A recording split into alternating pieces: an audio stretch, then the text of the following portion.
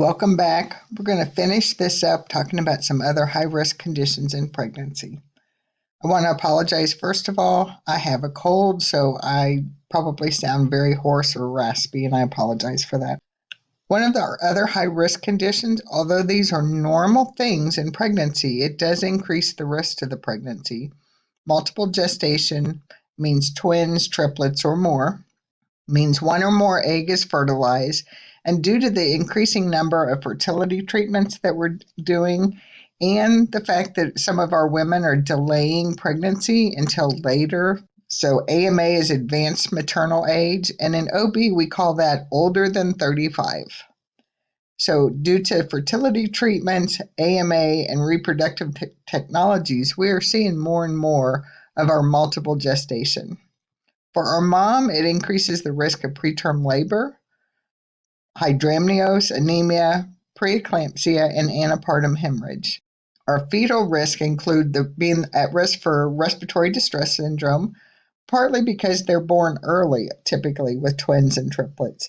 Usually, the more babies they have, the sooner they're going to deliver. And that's not because we go in and cause the delivery. It's just that most of these women go into preterm labor. These babies are at risk for congenital anomalies. We talked about the prematurity. Birth asphyxia, maybe because their cords are getting tangled up together. Twin-to-twin transfusion. And that's where one baby is getting preferential blood flow from the placenta. So one baby tends to be really large, the other baby tends to be pretty small. And both the big baby and the small baby are at increased risks. They're at risk for intrauterine growth restriction, partly because they're getting the nutrients across that placenta. So they're having to share the nutrients that mom's body is taking in. Monozygotic means that it's twins or more from a single egg. They're identical twins. They have the exact same genetic material.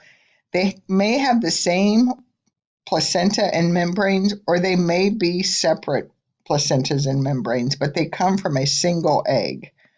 So if they come from a single egg and they're identical, one cannot be male and one be female because it's the exact same genetic material. Then dizygotic means that it's two eggs, two sperms, and those are called fraternal twins. Those can be different genders. They always have a different placenta and they always have different membranes. Due to the high risk of our multiple gestation, nutritional counseling is needed to ensure that both fetuses are getting adequate nutrition. Mom doesn't need to double her intake, but certainly she needs to increase slightly more than the normal pregnant woman would. We're going to start fetal monitoring early, about 28 weeks. Make sure that both babies are staying healthy. They tend to have a lot more ultrasounds when we have twins just to make sure both of them are growing appropriately. We need to teach mom the signs of preterm labor and preeclampsia. She's also at risk in the postpartum time frame for postpartum hemorrhage. And think about why that is. It's because that uterus is overdistended. It might have had to work harder to push both babies down and both babies out. And so it's fatigued. That muscle is fatigued. It's overdistended. It can't clamp back down. Premature rupture of membranes. Premature rupture is the rupture of membranes an hour or more prior to the onset of labor. Now, most women, they may rupture at 4 o'clock in the morning. They may not come to the hospital. We want them to come in when they rupture, but some of them, because they're not having contractions, they don't come in for another couple hours.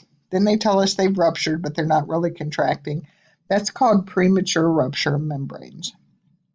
Most of those ladies are going to kick into labor on their own within a couple hours after rupturing. And if not, we need to move them toward labor and delivery. So we may give them a few hours to try and wait. If they don't kick in on their own, then we're going to induce their labor. If the premature rupture of membranes occurs before 37 weeks gestation, we call that preterm premature rupture membrane, or PPROM. And when you're looking at your post-conference form, it asks you about their AROM or their SROM. AROM is artificial rupture membranes. SROM is spontaneous rupture of membranes. It's really important that we don't call this a SROM, spontaneous rupture. Although it is a spontaneous rupture, it's also either PROM or PPROM. And that's important because that increases the risk to this pregnancy.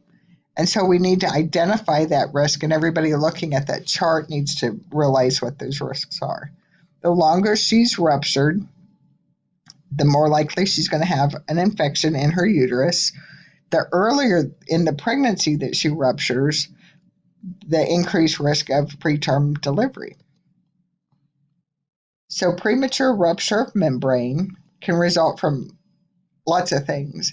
We don't know what causes membranes to rupture. We do know that some of our women who have infections, that might cause their membranes to rupture, but there's also an awful lot of women who rupture their membranes that don't have infections. So we can't say that that's a cause. So what causes it? We don't really know. Is it a stretch receptor? Those membranes can only stretch so far and then they can't stretch anymore, so they rupture? Maybe, we're not sure. That might explain why when we have twins and triplets and more, they tend to rupture earlier in the pregnancy. So we're not really sure what causes it, but we do know what we need to do to manage it. And management's going to be based on gestational age, and it's going to be based on whether we have actual intrauterine infection. If this baby is not infected, mom is showing no signs of infection, then we're probably going to do what we call expected management. We'll probably put her on the antepartum unit. We'll do fetal monitoring a couple times a day or continuously, depending on what else is going on. We're going to monitor mom's vital signs. We're going to watch the discharge. That baby is going to continue to make amniotic fluid. So she will continue to have amniotic fluid and leak amniotic fluid. But we're going to try to keep her pregnant for as long as possible if this baby is preterm. And the minute she starts showing signs of infection, we will move her toward delivery. However, if on the other hand she has premature rupture and she's 39 weeks, it's a mature fetus, we're not going to wait. There's no advantage to waiting. If she is term, we want that baby delivered within about 18 hours of rupture so that we minimize the risk of infection. The risk of infection is a greater risk to this kiddo who is term than delaying delivery. On the other hand, our preterm baby, they have a greater risk of respiratory distress syndrome and all those other things that go with prematurity. It might be safer for that baby to stay in the uterus and continue to mature. If mom starts showing signs of infection, she has a painful, tender abdomen, has foul-smelling vaginal discharge, if she starts raising a fever, then that is no longer a safer place for baby than being out here. And we'll just have to deal with those issues of prematurity. But we cannot leave the baby in there if mom is starting to get infected. So preterm, we're going to try to extend that pregnancy for as long as possible, monitor for infection. One of the things that we frequently do with these preterm ruptures like this is give mom steroids. We talked about that already. Betamethasone, dexamethasone, Celestone. And we do that to help increase the surfactant production in our baby's lungs. On the other hand, if this baby is term, our management is going to be to get this baby delivered so that we don't risk infection. There's no advantage to waiting if that baby's term. So what's the etiology? We know there's a weakening of the membranes due to mechanical forces. Baby stretching, that uterus is overdistended, the membranes are overdistended. We talked about it might be from a complication of cervical cerclage. Remember, that's where we put that suture in the cervix and tie the cervix closed. Unfortunately, sometimes we can actually nick the bag while we're doing that and cause a rupture. Again, if she's preterm, which is why we would do the cerclage. We wouldn't do this if mom is 37, 38 weeks along. But if she's 28 weeks and we cause a rupture, we're still going to continue to try to keep that baby in there as long as possible. And then they might rupture because she's in preterm labor. And that's labor before the completion of 37 completed weeks. What are the risk factors? Same risk factors that we've talked about when we've talked about our risk to our pregnancy. Low socioeconomic status, STIs, previous preterm labor. You might have it again in a next pregnancy. If they have vaginal bleeding, that might be because there's something going on somewhere that eventually results in that premature rupture. Cervical colonization, that's from an infection. We also know that cigarette smoking during pregnancy in many cases causes PROM. But we also know that PROM occurs in the absence of any recognized risk factors. So we don't do a risk-based screening. Well, you smoke, so we're going to talk to you. You don't smoke, so we won't raise this with you. We probably need to do our teaching to all women because we don't know who's going to be at risk.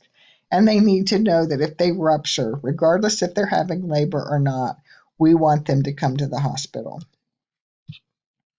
The longer that mom is ruptured, the greater the risk of infection.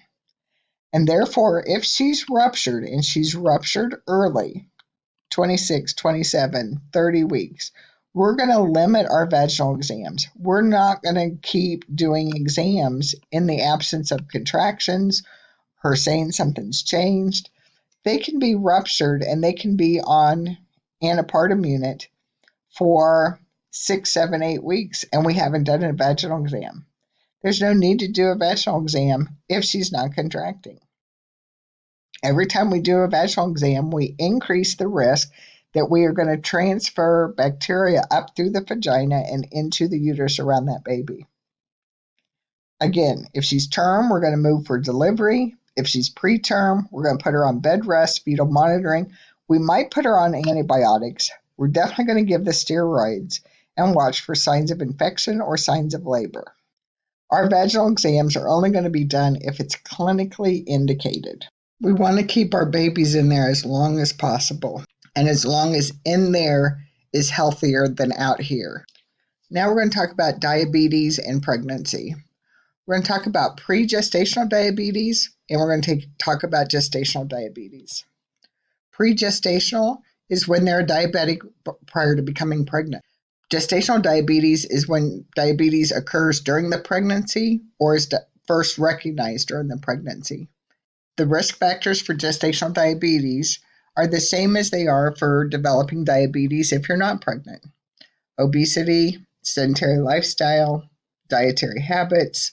We do know that diabetes is on the rise in our population as a whole, partly because obesity is on the rise, our sedentary lifestyle is on the rise, our dietary habits have changed, we're eating more fats and carbs than we did in the past. So if our society is becoming more at risk for diabetes, certainly our pregnancy population is also at risk.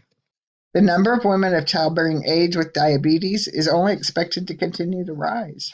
What we know is if mom had diabetes prior to becoming pregnant, we know that she's treated, she's in good control when she gets pregnant, then the risk to her pregnancy are significantly decreased.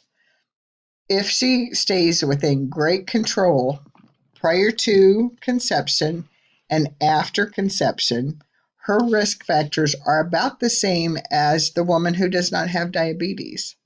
However, if her diabetes is uncontrolled at the time of conception, and especially in that first trimester, the first 8 weeks during the period of teratogenicity, then she's at significantly increased risk for either losing her pregnancy through miscarriage, or those pregnancies that do survive, there's a high percentage of those who are going to have congenital abnormalities because of this uncontrolled sugars. And those abnormalities tend to be cardiac defects and sometimes some brain defects. Because she's a diabetic, it does increase the risk in her pregnancy. So we're going to see her more often. We're going to probably do more testing, more lab testing, put her on the fetal monitor more, do more ultrasound. So it is going to increase the cost of this pregnancy. If she was a diabetic prior to becoming pregnant and she was in good control prior to becoming pregnant, this pregnancy may alter everything that's going on in her body. So it will require a change in her medications. And that's regardless if she was a type 1 or a type 2 diabetic. If she was a type 1 controlled well with insulin, because of the normal changes of pregnancy, she's probably going to increase the amount of insulin that she is required to use to stay in good control. If she was in good control on PO medications, because she's a type 2, she may end up having to move to insulin. So their requirements change because of the effects of the pregnancy on their body. Perinatal outcomes in women with pre-existing or gestational diabetes are dependent on the level of maternal glucose control. And again, this very old article, but this is still true. If mom's sugars are not in good control, there's more fetal morbidity and mortality, and there's certainly more maternal morbidity.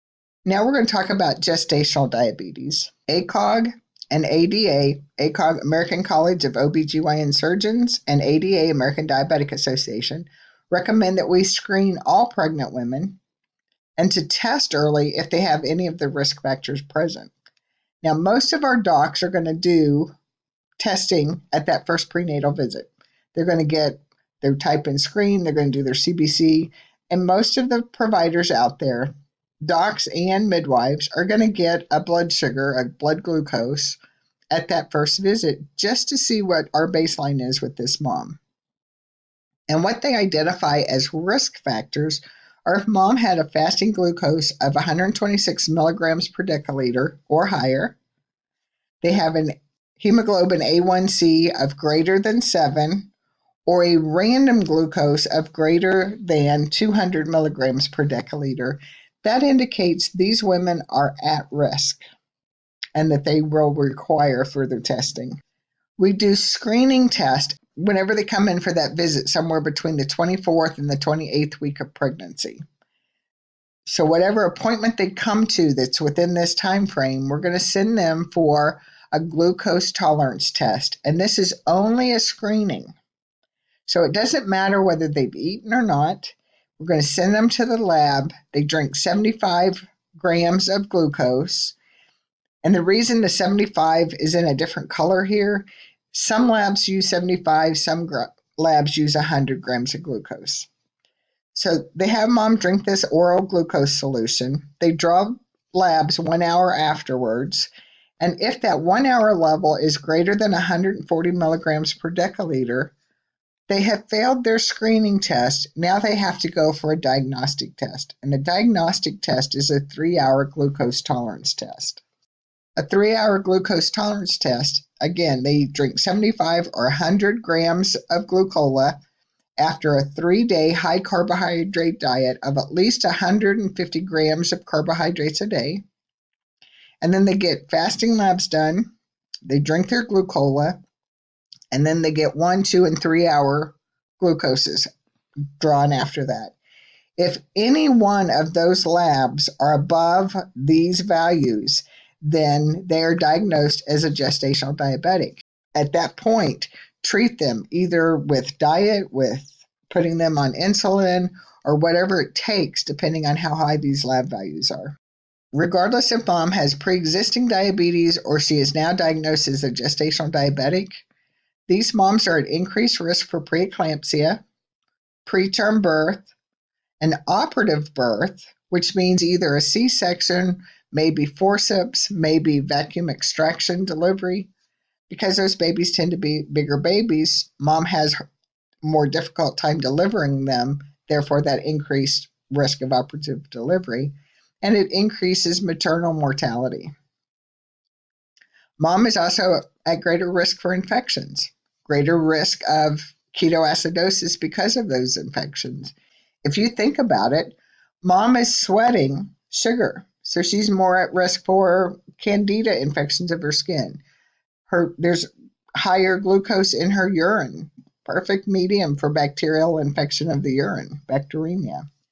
Know that with our pregnant moms, DKA can occur at much lower sugars than what it will occur in non-pregnant patients. So, what are some of the maternal risk? Increased risk of headaches, like we said, the urinary tract infection, hydramnios, preterm birth, spontaneous abortions, stillbirth, or an IUFD, intrauterine fetal demise. Stillbirth rates increase after 36 weeks in the pregnancy if those pregnancies are complicated by poor glucose control, macrosomia, if mom has existing or develops vascular disease, had ketoacidosis, or preeclampsia. If any of those things are occurring prior to 36 weeks, we're probably going to either induce mom or do a C-section. Now, in general, we want to try to get women to deliver as close to 40 weeks as possible. This is one of those cases where we may intervene early, deliberately have a preterm labor, 35, 36 weeks, because that placenta ages because of this diabetes. And that placenta stops working as well earlier in the pregnancy than it does for other non-diabetic women. So we want to get the baby out of there before that placenta fails that baby. Fetal risk. If mom's in good control, we have decreased risk to our infant. However, if we don't have good control, we may see increasing signs of neonatal asphyxia, hypoglycemia, which in an infant is less than 50 milligrams per deciliter, respiratory distress syndrome, because when mom has diabetes, that whole mechanism causes a decreased amount of surfactant production because of those sugars. Baby responds by being hyperinsulinemic, meaning the sugar's coming across the placenta. Baby doesn't have a problem, so baby's going to kick out a bunch of insulin to help maintain his glucose within good control. And because of that hyperinsulinemia that the baby has going on, it decreases the baby's ability to produce surfactant, therefore increasing respiratory distress. And then we have fetal macrosomia. That's a baby that's about 9 pounds or higher at birth. Because of that big baby, we have increased birth trauma to mom and mom's pelvis and for baby because they're trying to fit through a smaller hole. It increases the risk of a cesarean delivery because those babies may be so big they can't get delivered. Our fetal risk factors, like we said, if she's uncontrolled at the time of conception, there's going to be congenital abnormalities, cardiac, skeletal, genital urinary neural tube defects, central nervous system. That macrosomia and birth trauma, lower IQ might lead to premature delivery. One, because baby's getting so big. Two, because the placenta's not working as well. Those babies are at increased risk for jaundice and having to stay in the hospital under billy lights. Increased risk of intrauterine fetal death or fetal demise. All these risk factors for our moms and our babies significantly decrease the better her sugars are in control throughout her pregnancy. Remember that the crucial period of teratogenicity is in that first 7 weeks of gestation. So if she's a gestational diabetic, that is an issue that doesn't happen until about 24 weeks, between that 24 and 28 weeks. So it's not going to cause congenital abnormalities. Now, the estimate is that about half of the population out there that's diabetic don't know that they're diabetic, and that includes our pregnant moms. So we go back to good preconceptual health care. We'll test her to make sure she's not a diabetic prior to becoming pregnant. If she's diabetic, then we'll get that under good control before she gets pregnant so we don't have these poor outcomes. But again, a lot of our pregnant women don't get preconceptual health care because they consider themselves perfectly normal, perfectly healthy. and they don't think to check on their health prior to getting pregnant. So we may miss some of those women and not see them until their first prenatal visit, which might be after this first 7 weeks. With this poor control, we see this increased genetic abnormalities. We see an increased incidence of microvascular disease in mom. And the longer her diabetes has gone on and the poorer her control has been throughout the life of her diabetes, the more we may see some congenital abnormalities in our babies. What exactly is gestational diabetes? It's a very complex syndrome, but the long and short answer is that normally in a pregnancy, there's an increased amount of insulin resistance, and some of that is because of the hormones from the placenta. Women who don't have an insulin problem can meet that insulin resistance by secreting more insulin, and so they keep their sugars in good control. If they have a glucose problem, however, it takes until that placenta is larger and they become more and more insulin resistant. Their body can no longer increase the secretion of insulin. Therefore, their sugars rise, and now they're gestational diabetic. What is our goal for prenatal care? We want to maintain a preprandial glucose of less than 92, a postprandial glucose of 180. ACOG really wants them to stay less than about 130 milligrams per deciliter.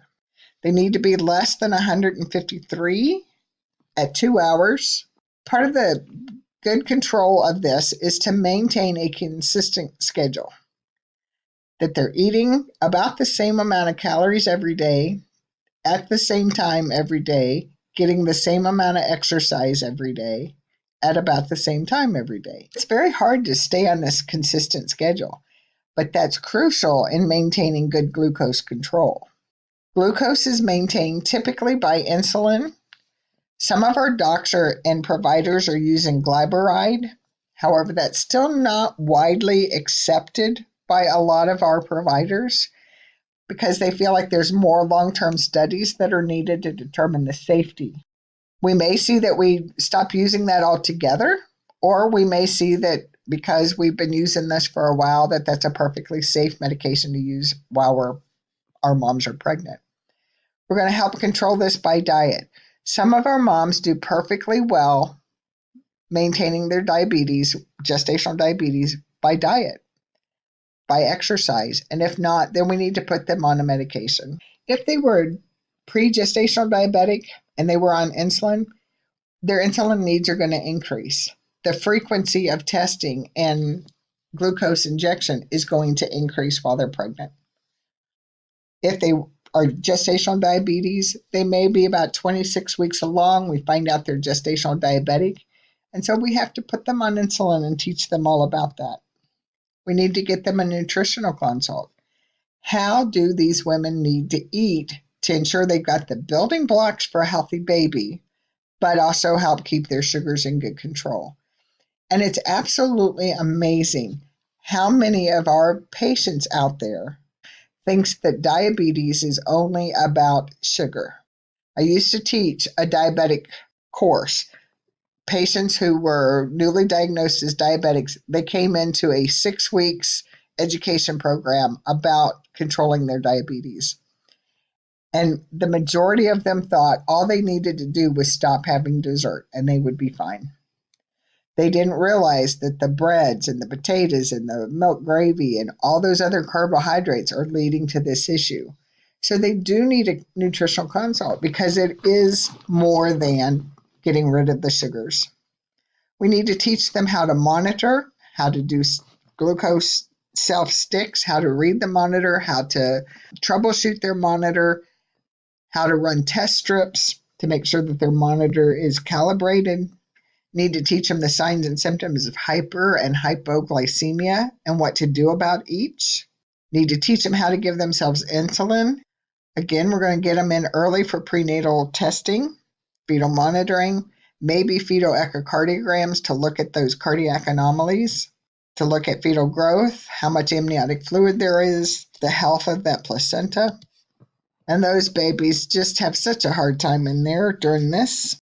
But if we can keep mom and baby healthy and get them to term and have good outcomes, that's what all this surveillance is about. So, how do we time delivery? We want them as close to term as possible, but we also need to get them out of there at the first sign of placental compromise or fetal compromise. If it's preterm, we're going to determine if those lungs are mature. If we're anticipating a preterm delivery, what medication are we going to give mom? I hope you said glucocorticosteroids. And will that increase mom's sugars? Yes, it can. But we have to risk that because the benefit of increased surfactant for our baby and decreased respiratory issues for our babies once they're born is more important than temporarily rising mom's sugar. Glucose controlled during labor, we want to keep her at about 110 or less. We want to decrease the amount of sugar that the baby has available at birth. Most of the time in labor and delivery, our moms are either on normal saline or Ringer's lactate. We don't have a glucose solution. And part of that is if we give a high glucose concentration to our mom, it's getting across to our baby. Our baby is kicking out extra insulin to handle all that sugar coming in. And then they're delivered. And as soon as we clamp their cord, their sugar supply is cut off. But they still have this high circulating insulin. And so they get very hypoglycemic within the hour or two after birth. So we want to limit the amount of sugar our mom has before delivery so that we don't have a baby that has high insulin that's going to crash after delivery. We may do finger sticks every 1 to 2 hours while she's in labor and adjust insulin as needed. I have seen our moms on the antepartum unit, and they have had insulin 4 to 6 times a day. And because their sugars are all over the place, even when they come down to labor and delivery, I've seen where we've put them on an insulin drip during labor. We need to continuously monitor her labor curve, meaning is she progressing in this labor appropriately, as most women should, because remember, this might be a big baby. So she's at bigger risk for labor dystocia, shoulder dystocia. That baby is just too big to come through the pelvis. And we're going to be highly suspicious of that because she's not progressing in labor as we suspect. I love this. Be prepared for a full resuscitation. Hopefully, we're prepared for full resuscitation at every delivery, not just our at-risk deliveries. Remember that part of the issue with this is placental hormones cause anti-diabetic, anti-insulin hormones. Therefore, as soon as that placenta is delivered, mom's insulin requirements drop immediately. So if she's on an insulin drip, we need to turn that off immediately. If we know that she's going to be delivering within an hour of her scheduled insulin time, we may not want to give that insulin because we don't want her insulin circulating real high as soon as that placenta delivers and her body kicks in and produces its own insulin, because then we can drop mom's sugars too fast. In the postpartum time frame, a mom who's been on insulin throughout her whole pregnancy, maybe this pre-gestational diabetic who was on insulin prior to the pregnancy, her insulin needs are going to change dramatically in the postpartum time frame. Some of our moms who were pre-gestational diabetic don't need insulin even in this immediate postpartum time frame, but they might within a week or so. Mom is at risk for preeclampsia and eclampsia, and we know that that can happen in the postpartum time frame, so we need to be prepared for that on postpartum. Because this baby was big, because this baby probably had hydramnios, which overdistended this uterus, mom's at risk for postpartum hemorrhage, so we need to watch and treat for that. And we need to teach mom that because her body has already proven that she has a glucose intolerance or she has a problem with her glucose, she is at very high risk for diabetes later in life. We want to encourage breastfeeding. Breastfeeding has anti-diabetic effects. It can decrease the risk of our babies getting type 2 diabetes later in life. Our babies might be kept in the nursery for a little bit longer because they're being monitored for their glucose, So breast stimulation and breastfeeding might be delayed. So, one, we either need to go with the baby out to mom's room to help encourage breastfeeding and breast stimulation, or if that's not possible because baby's not stable, then we need to get a breast pump into mom to help stimulate breast milk and breast stimulation so that she is able to successfully breastfeed once that baby's stable. And I know you're disappointed that this part's over. However, we do have the last section for this week. We're going to talk about trauma and surgery in pregnancy.